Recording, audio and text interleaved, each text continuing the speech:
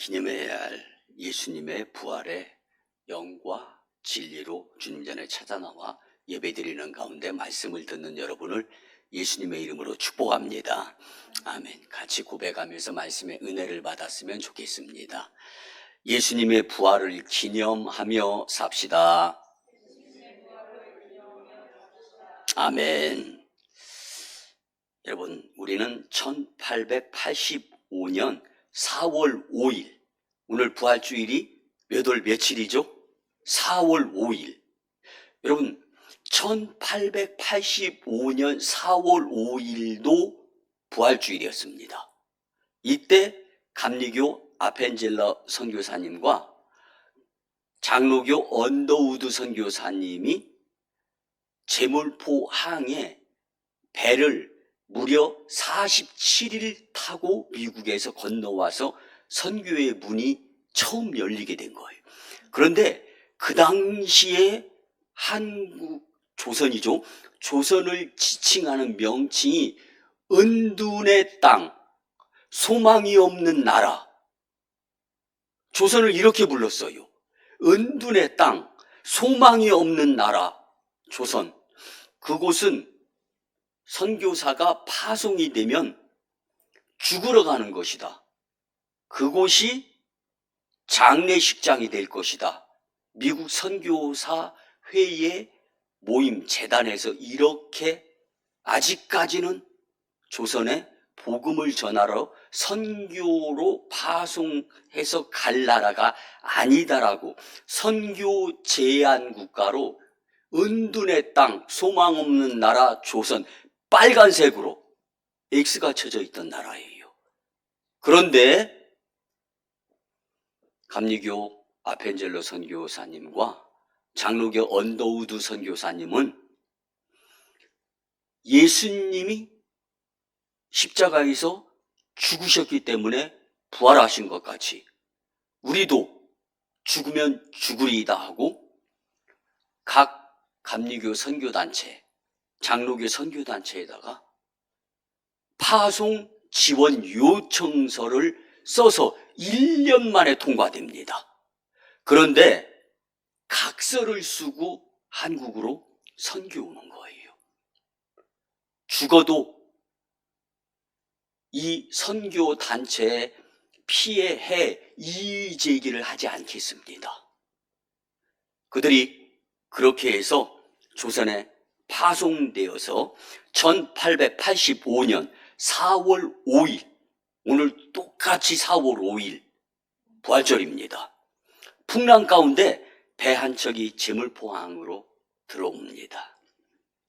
그렇게 부활절에 하나님의 은혜로 아펜젤러 선교사와 언더우드 선교사가 조선 땅을 밟으며 복음의 빛이 밝았고 그들은 자신들의 몸으로 선교하며 그 육신이 순교되어져서 지금 하늘나라 하나님 품에 안기고 주의 영광 가운데 그 영혼이 주님께 엄청난 영향력을 발휘해서 그 두 선교사 때문에 한국이 하나님의 은혜로 사용되어지는 나라가 되었다는 것을 기억하시면서 나 한 영혼이 내가 예배를 위해서 헌신하고 교회를 위해서 봉사하고 헌신하는 것 여러분 하찮게 여기거나 작게 여기지 마시고 성령이 운행의 역사를 통하여서 주의 신이 놀라운 은혜로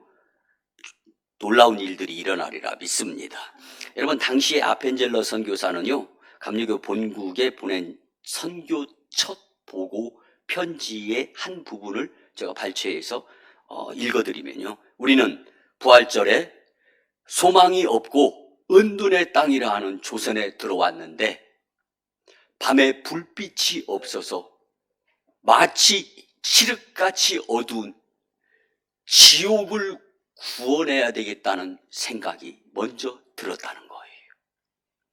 그날 사망의 철창을 쳐부수고 부활하신 예수님께서 조선에 소망이 없고 은둔의 땅을 그 결박으로 사탄의 영에게 묶여있는 끈을 주님이 친히 끊어주시고 하나님의 자녀로 빛과 자유의 세계로 인도해 주시기를 기도하며 선교 첫 발을 내딛습니다.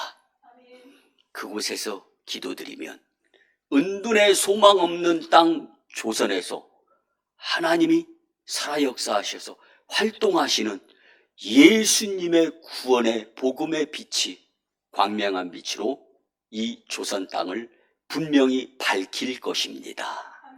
아멘. 여러분, 얼마나 놀랍고 은혜로운 말씀입니까?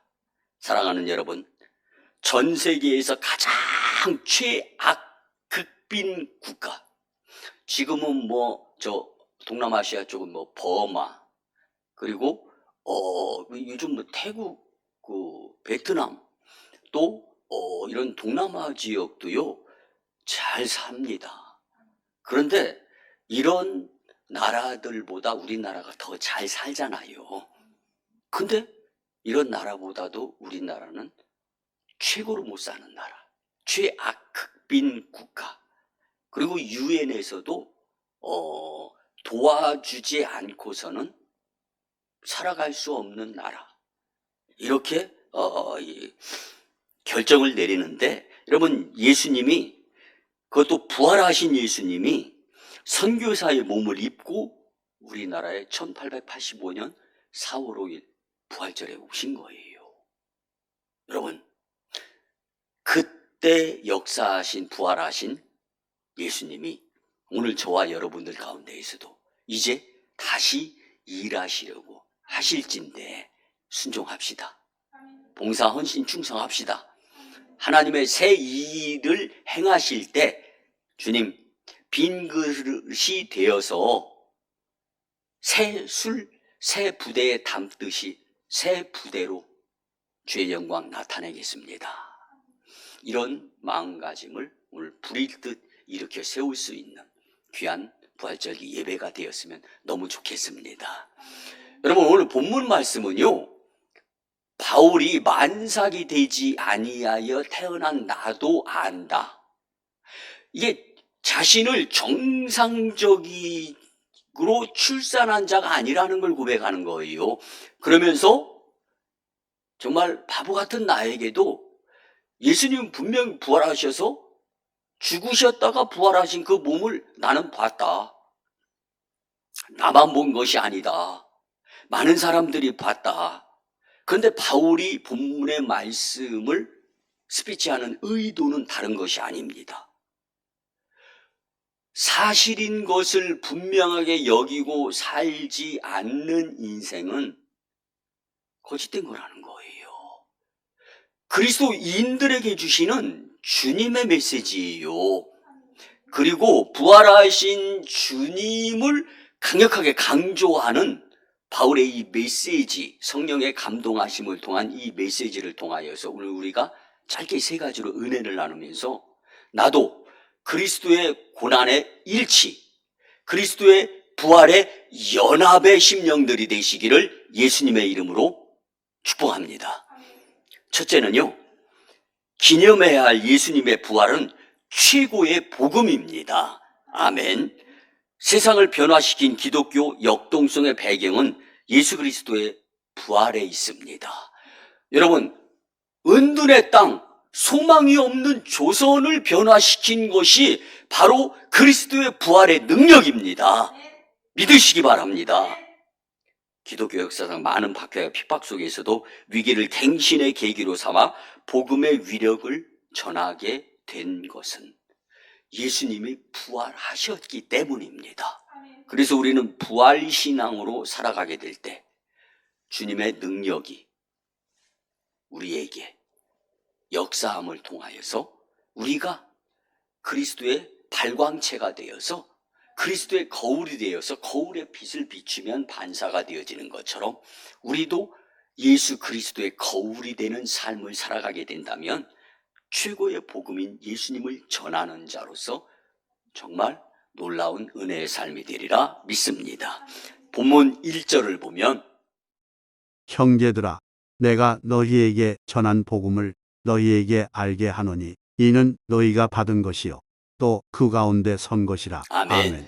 바울이요, 고린도 교회 성도들에게 수차례 먼저 그리스도의 부활, 그래서 부활하신 다시 사신 예수님의 복음을 전하는데 받아들이는 분들이 소수예요. 아니 극소수예요. 거의 없는 거예요. 얼마나 마음이 그 뜨거운 열정이 안타깝겠어요. 그러니까 발을 동동 구르는 심정으로 수도 없이 먼저 앞에서 부활하신 예수님을 소개하는데 받아들이는 자들이 없는 거예요.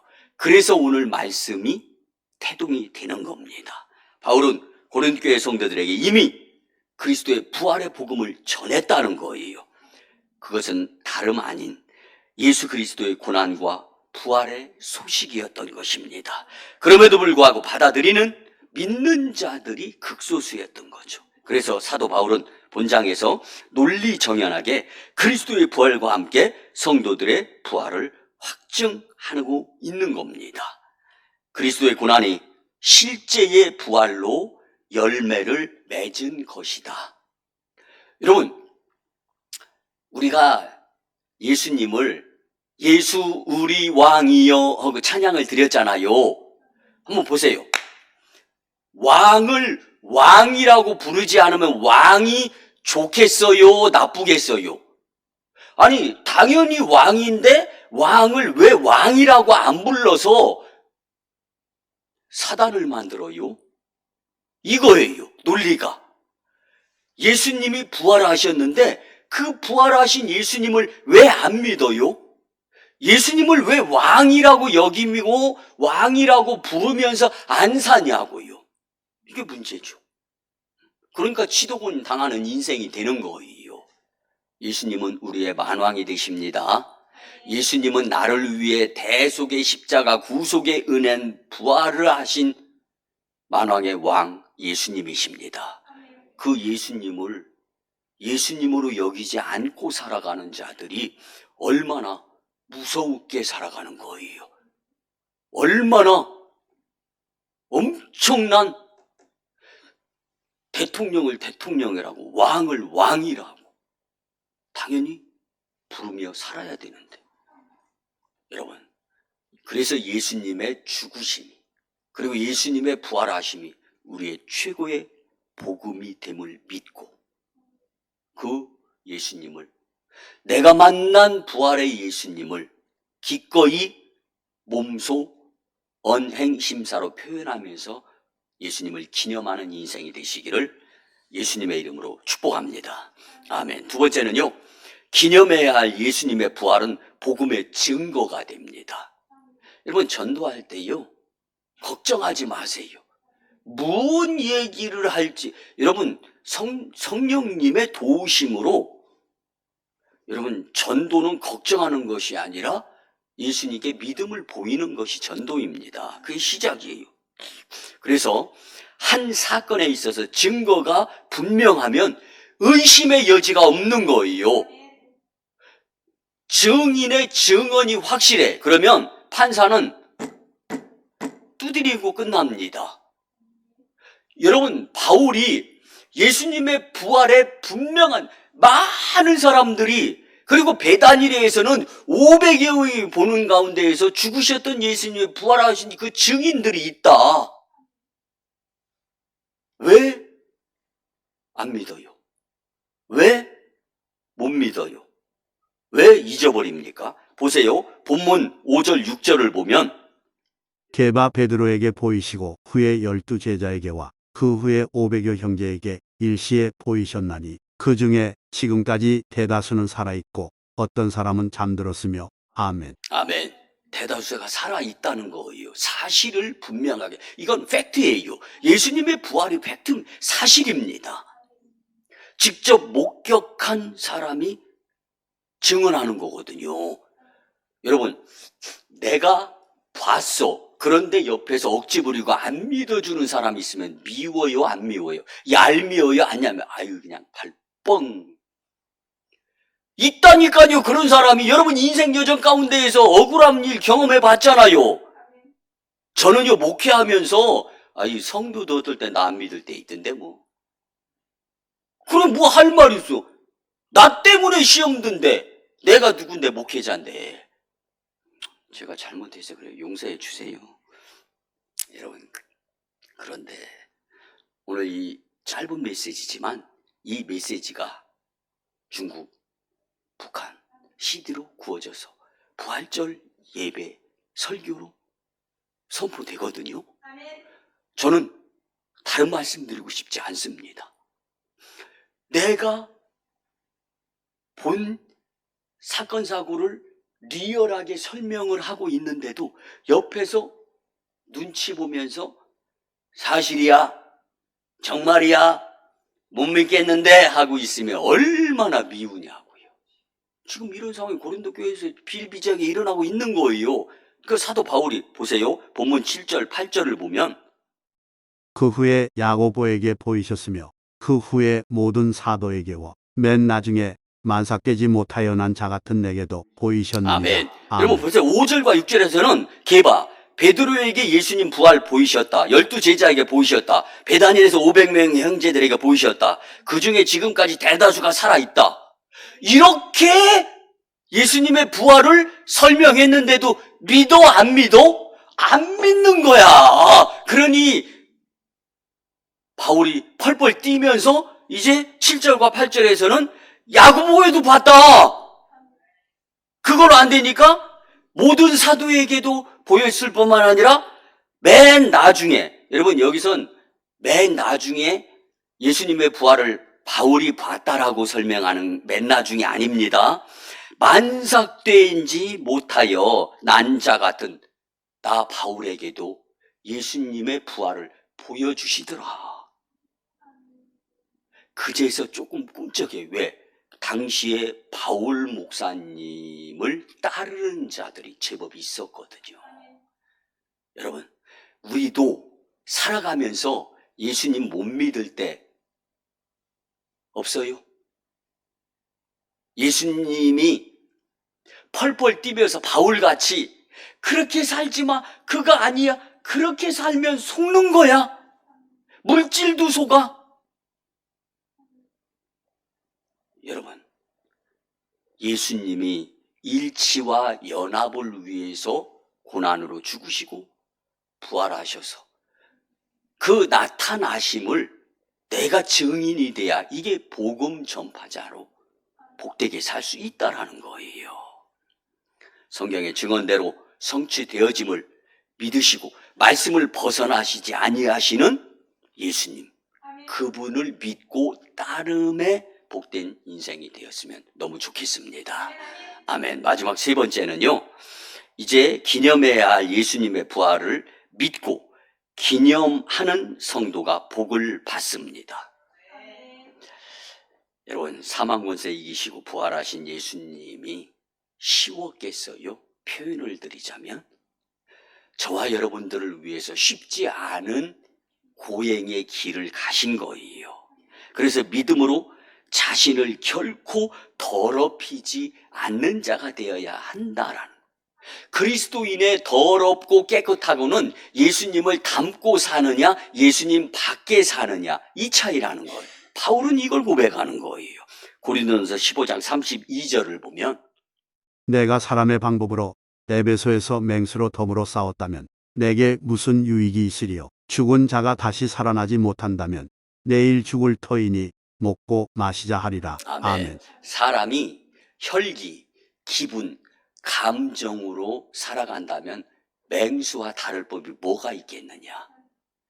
그리스도인은 부활하신 예수님을 영으로 받아들이며 믿음으로 살아야 되는 존재다라는 것을 바울은 고백하는 거예요.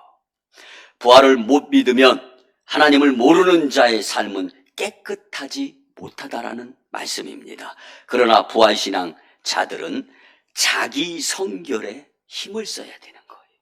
의롭고 선한 생활을 하도록 노력해야 되는 겁니다. 여러분, 오늘 1885년 4월 5일 부활절에 풍랑을 뚫고 47일 만에 미국에서 그 백길을 열어서 제물포항에 도착한 그 두 젊은이, 여러분, 우리보다 나이가 더 많은 26, 27이에요.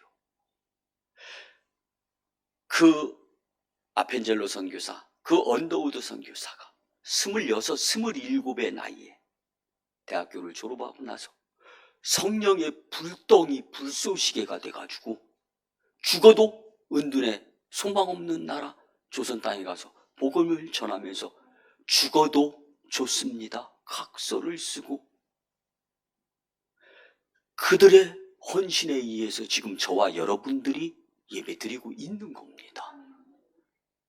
여러분, 그래서 하나님의 말씀은 한 영혼이 누구예요? 나예요, 나. 한 영혼을 천하보다 귀하게 여기시는 하나님. 그게 나예요. 근데 왜 왕을 왕으로 부르지 않고 천하보다 귀한 존재를 왜 스스로 업신여기며 용서하시거든 자학하면서 삽니까? 그리스도의 영광을 위해서. 그래서 마지막에 예수님께서는 베단이라는 곳에서 500여 명이 보는 앞에서 승천합니다. 그를 의심했던 도마.